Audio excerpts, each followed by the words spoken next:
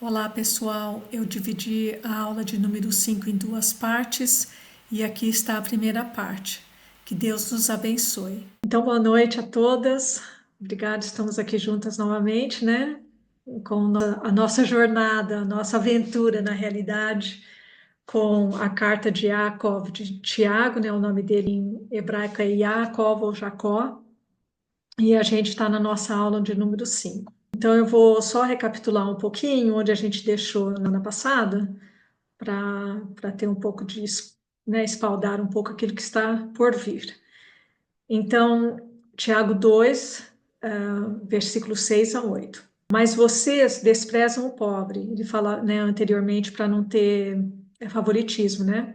E dar aquele exemplo, né? Se tiver alguém que chega na sinagoga e tá, é uma pessoa rica, né? A gente dá o primeiro lugar, depois chega um pobre, a gente coloca lá atrás, ou fala, senta-se aqui aos meus pés, né? Então, ele fala, mas vocês desprezam o pobre. Não são os ricos os que oprimem vocês, arrastando-os aos tribunais? Não são eles que insultam o bom nome daquele a quem vocês pertencem? Acho tão lindo isso, da quem vocês pertencem. Eu acho tão maravilhoso, né? Esse sentimento de pertença. É muito importante para nós como seres humanos. Mas, enfim, se vocês de fato mantiverem o objetivo da Torá do reino, é uma tradução diferente, tá? Em conformidade com a passagem que diz: ama o próximo como a si mesmo, estarão agindo bem. Aqui fala da lei real, do cerne, né, do que é a Torá, que é de pertencimento. Em Portugal se fala de pertencimento, é isso. Mas, enfim, aqui, como eu já expliquei, estou usando a tradução bíblica judaica completa, porque ela tem uma tradução diferente só para fazer a gente pensar. Mas está falando da lei, né, áurea, vamos assim dizer, da palavra, que é ame ao seu próximo como a si mesmo, como a gente falou na semana passada, e estamos partindo do princípio de que o livro de Tiago é como se fosse um compêndio, explicações sobre Levíticos 19 e 20. E Levíticos 19, 18, se eu não me engano, é da onde vem esse ame ao seu próximo como a si mesmo. Então, o Tiago está falando, né, para a gente é, prestar atenção a isso, que a gente tem que amar uns aos outros e assim por diante. Vamos lá, isso a gente já falou semana passada.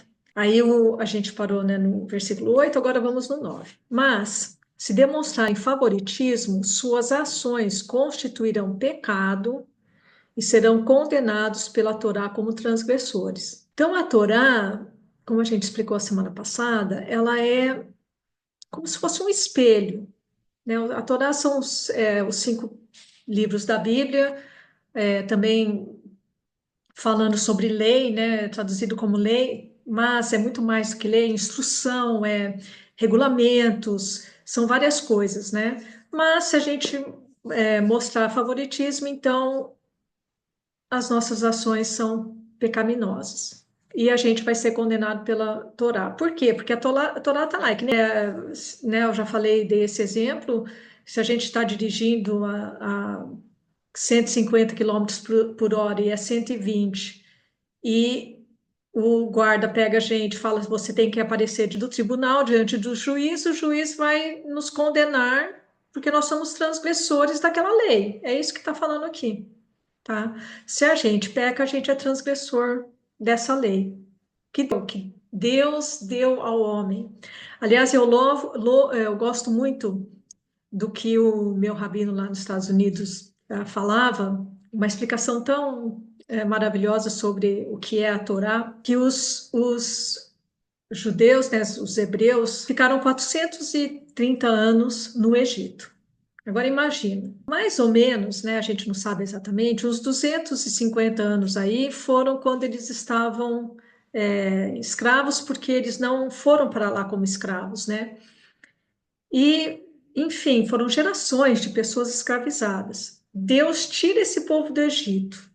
Ele fala até uma linguagem muito bonita, que ele os tirou do Egito, da casa de servidão, e os levou para si mesmo, né, no deserto. E Aí o que ele fez?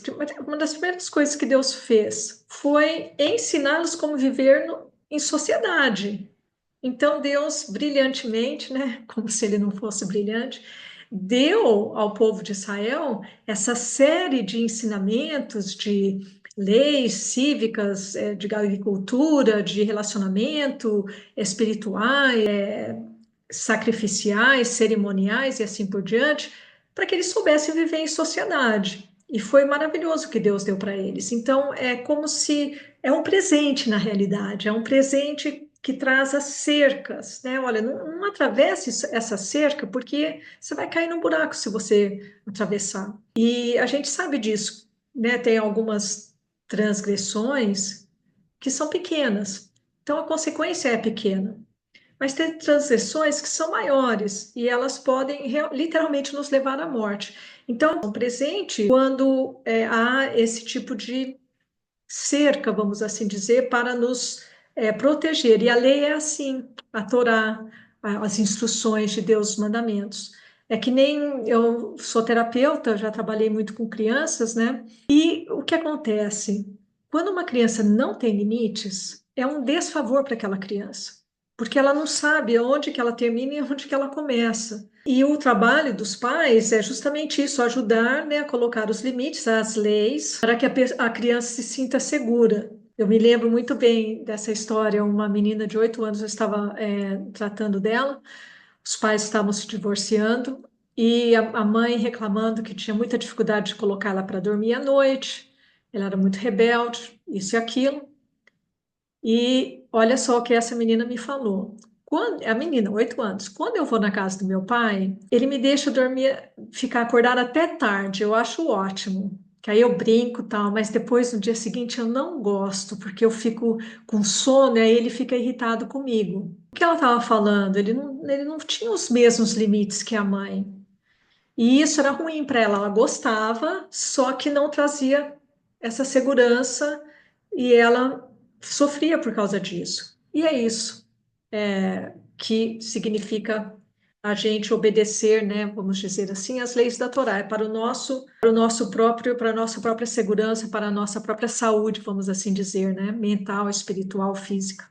Essa demonstração de favoritismo é um contraste do que Deus ordena com o Império Romano, totalmente dominado pelo favoritismo naquela época. Lembra que quando Yaakov, Tiago escreveu essa carta, eles eram dominados pelos romanos. E até hoje é assim, né? Com política, quem conhece quem, os favoritismos, uns lugares têm mais que outros, mas existe. E ali era totalmente, a gente vê isso até nas escrituras, totalmente dominado, né? Por esse favoritismo.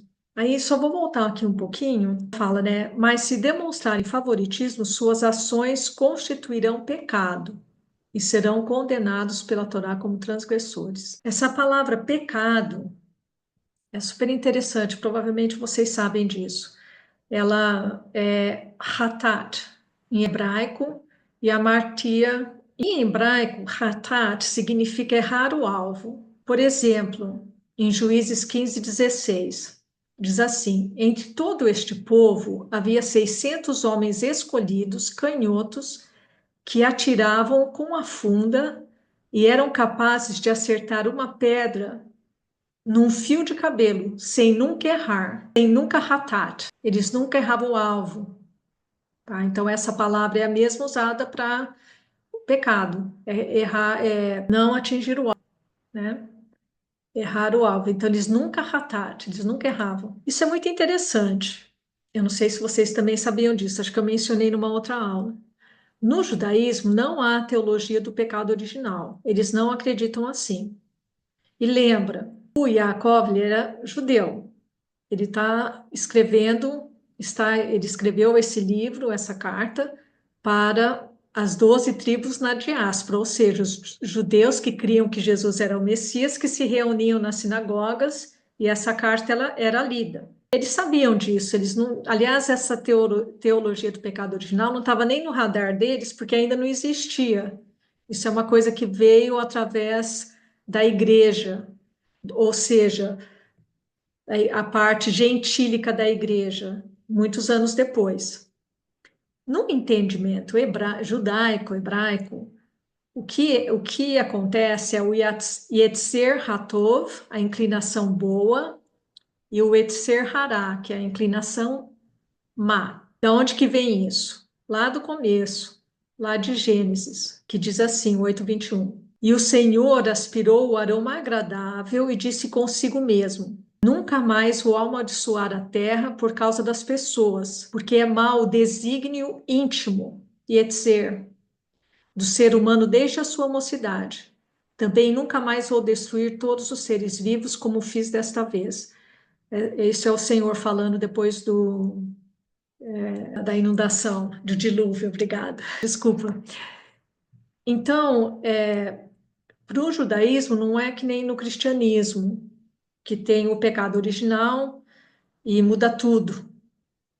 Claro que tem o pecado, né, que aconteceu ali no Jardim do Éden, mas por que que ele aconteceu? Por causa desse desígnio íntimo e pode ser propenso ao mal. Hatov, né, bem, bom, ou Hará, que é o mal. E, por exemplo, isso é muito importante também dentro do contexto do qual a gente está conversando aqui, começando a entender melhor, espero eu, as escrituras através das raízes judaicas dela. Lembra aquele folhetinho das 4 leis espirituais que o pessoal usa e usava para fazer evangelismo? Se eu não me engano, é nesse folhetinho das 4 leis espirituais que se coloca a teologia assim de uma maneira bem simples. Deus criou o homem pecou, Deus enviou Jesus Cristo, ele morreu e ressuscitou e Jesus Cristo vai voltar. Essa é a teologia que é apresentada em muitas igrejas, em muitos círculos. E se tira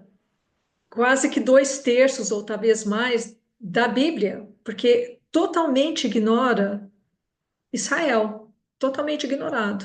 Não se fala da importância, não tem a raiz. Então, é assim que geralmente os cristãos aprendem. E essa teologia do pecado original é super importante para o cristianismo. Como eu já disse, para o judaísmo, eles não acreditam que a pessoa ela nasce com uma inclinação. Para o bem ou para o mal, depende de como ela vai decidir na vida dela, como ela vai ser ensinada, né, nos primeiros anos e como ela vai decidir depois.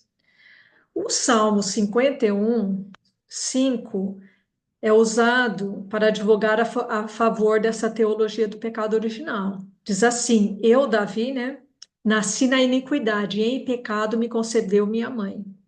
Isso é muito usado para, como eu falei aqui, advogar a favor da teologia do pecado original. Mas os rabinos dizem que Davi provavelmente nasceu de um caso amoroso que seu pai teve com uma outra mulher, que não era sua esposa. Por isso que ele não estava presente quando o profeta Samuel foi lá na casa do pai dele para ungir o novo rei de Israel. Lembra que ele falou: "É esse aqui? Não, não é esse. Não é." Aí ele fala: "Mas você não tem outro filho?"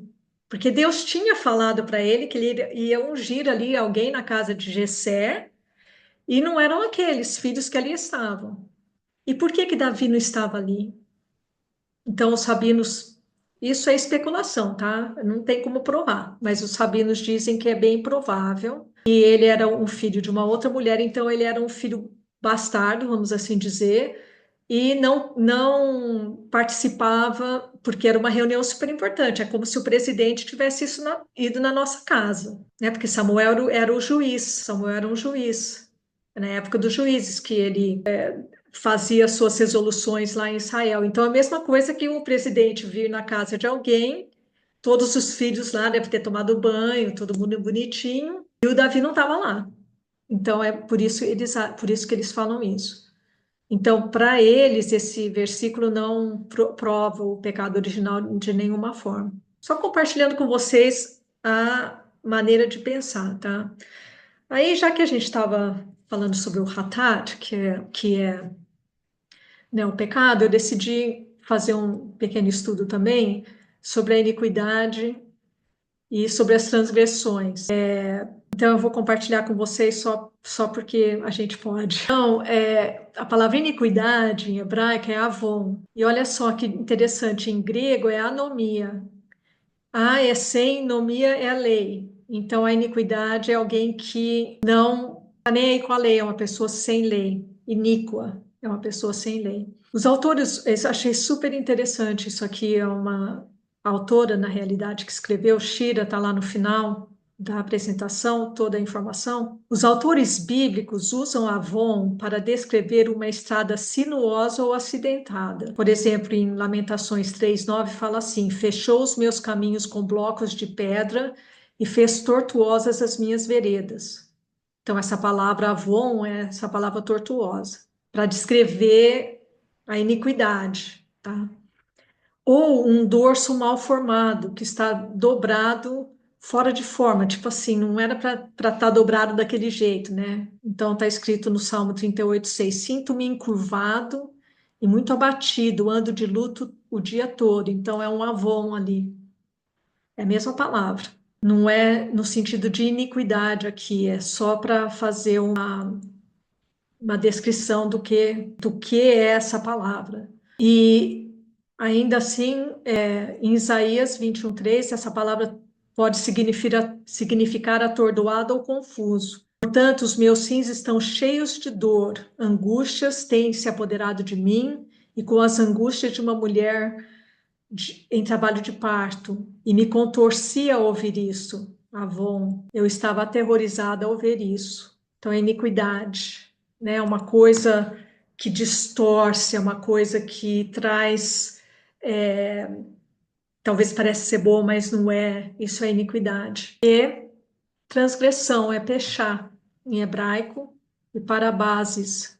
E é novamente essa autora diz: os autores bíblicos exploram mais as consequências relacionadas do pecado com a palavra hebraica pechá, muitas vezes traduzida como transgressão. Pechá refere-se a maneiras pelas quais as pessoas violam a confiança dos outros. Olha que interessante, é uma transgressão, como a traição de um relacionamento. Assim, pechá ou transgressão descreve a quebra da confiança nos relacionamentos, a falta de fidelidade e integridade, levando a experiências dolosas que prejudicam todos os envolvidos. Tá. Eu não coloquei, ela colocou um monte de versículo nesse artigo dela e eu olhei todos eles e realmente todos eles tinham a ver com transgressão relacional, muito interessante. Agora olha esse em 1 Crônicas 10, 14, a outro deve ser um 15. Assim, Saul morreu pela transgressão, falando, né, de Samuel, Saul, rei Saul. Assim, Saul morreu pela sua transgressão que ele cometeu contra o Senhor, a saber, contra a palavra do Senhor, a qual ele não guardou, e também por pedir conselho a uma que tinha um espírito familiar ao consultá-lo, e não consultou o Senhor. Portanto, ele o matou e transferiu o reino para Davi, o filho de Jessé. Então, essa transgressão pode ser contra Deus, né? Que é uma traição, na realidade, que ele cometeu contra o Senhor, contra a palavra do Senhor, como está escrito aqui. E ela pode ser tanto uma transgressão quanto uma pessoa, assim como Deus. Então, é um pecado também, claro, mas a palavra aí é essa, pechar, é transgressão. Então, só para voltar, né? Que a gente falei um monte de coisa sobre Tiago 2:9. Mas, se demonstrarem favoritismo, suas ações constituirão pecado e serão condenadas pela Torá como transgressores. Por que eu falei tudo isso? Novamente, é para fazer essas conexões, tá? Com a raiz, para a gente entender a mente também, né? De Yaakov, de Tiago, e que Deus nos ajude a não demonstrarmos favoritismo, porque se assim a gente fizer, a gente vai estar pecando. E se a gente estiver agindo assim, eu oro para que Deus sempre traga a memória, que o Senhor nos dê aquele, isso aí, ó, para a gente poder se arrepender. Porque louvado seja o seu nome, se confessarmos os nossos pecados, Ele é fiel e justo para nos perdoar os pecados e nos purificar de toda injustiça, né? Vamos seguir então. Tiago 2:10 e 11. Porque se uma pessoa guarda toda a Torá, mas tropeça em um ponto, torna-se culpada de transgredir-a integralmente. Pois aquele que disse, ou seja, Deus, Não adultere também disse: não assassine. E se você não comete adultério, mas se assassina, torna-se transgressor da Torá. É interessante porque tem muita gente que usa esses versículos para falar, então, tá vendo? É impossível, né? Se eu não observar alguma coisa da Torá, ou se eu, né, a lei de Deus, não tem jeito. Não é verdade, porque eu não pus esse versículo aqui, mas fala, esse versículo, aliás, que eu vou mencionar, também está escrito em Romanos 10. Fala que Deus não colocou a lei lá no céu para que alguém tenha que ir lá em cima pegar, e nem lá longe para. Não, ele colocou no nosso coração, na nossa palavra, na nossa boca. Não sei se vocês lembram dessa passagem lá em Romanos 10. Então, assim, o que Tiago está falando aqui não é exatamente o que a gente foi ensinado, tá? E mais uma vez, o que eu gostaria muito, que através do nosso estudo, é que a gente desmistificasse o que é esse presente que Deus nos deu, que é os ensinamentos dele, essas cercas, esses mandamentos, esses preceitos, essa instrução que é a Torá. É o meu desejo maior para nós, para quando a gente lê essa palavra, leia, a gente não ficar tipo assim, ah, agora estamos sobre. A lei é graça. Aliás, como diz um teólogo judeu messiânico, o nome dele é Daniel Juster, e ele fala que a Torá é uma aliança da graça e a nova aliança é uma aliança de mais graça. Eu gosto muito disso, porque ela tem muita graça nela. Olha só o que o David Stern, que traduziu essa Bíblia Judaica Completa, diz: esses versículos concordam com o entendimento judaico encontrado nos escritos dos rabinos, de que se alguém retém a disposição de aceitar a autoridade de qualquer parte da Torá, ele revoga a autoridade de toda a Torá. Ele está falando de uma outra coisa. Ele não está falando só é impossível que a gente possa seguir, né, os mandamentos, porque se a gente fizer uma coisa, a gente já errou. Tem o desprezo por aquilo que Deus está nos dando. É mais nesse sentido. Então, como aqui fala, né? Se alguém retém a disposição de aceitar a autoridade de qualquer parte da Torá, ele revoga a autoridade de toda a Torá. De uma maneira mais global, é o que ele advoga.